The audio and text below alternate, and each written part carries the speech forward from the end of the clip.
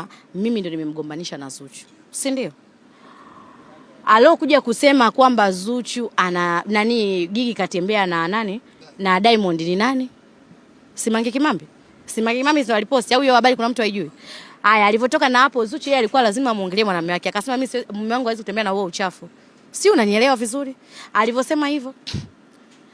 Gigi alipotoka alijibu, angepo mtu mwingine asingejibu vile, ameona tu kwamba huyu ameongea kwamba like huyu ni mwanamume wangu, yeye amemwongelea mwanamume wake kwamba amejibu, lakini ndio hapo hapo mimi nikarudi tena nikamwambia, kwa sababu ndio mimi nilishakumwambia kwamba mtoto anasema akupendi. Nilimwambia Zuchu na Gigi mnamjua jamani, hakuna mtu hata asomjua.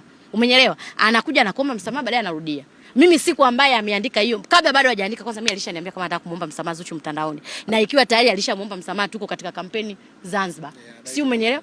Toka mwaka jana alishaomba msamaha tayari. Alishamsamehe. Tuko Nairobi. Tulikuwa tunajisnap nyimbo nyingine, mmoja akaniambia tudisnap nyimbo ya Zuchu. Mimi nichukue kwanza peke yake. Kweli nimemchukua na nikaposti, nikaunganisha kwenye peji ya Wasafi na wameikubali. Nikamuunganisha na Zuchu pia, nikaunganisha kwenye ile People Gen ikakubaliwa. Zuchu kaja ka comment. Nikasema Zuchu si huyu hana shida. Ameshakusamehe, anataka tu attention ile ya mtandaoni yeye. Umenyelewa? Juzi anaipanga hiyo barua. Anaandika, ni kweli. Anasema yeye anataka kumuomba msamaha Zuchu. Sawa.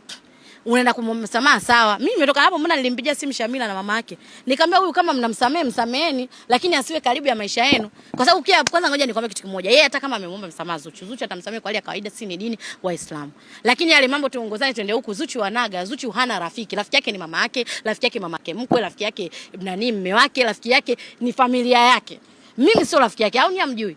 Mimi ni shabiki wa Zuchu, si ndio? Mimi ni shabiki wa Zuchu, mimi ni chawa wa Zuchu. Umeelewa? Napenda muziki anaoimba, anayapatia masikio yangu. Kama hivyo Kigagula na nyimbo naona ndo kama ameniimbia mimi. Nimependa vipi?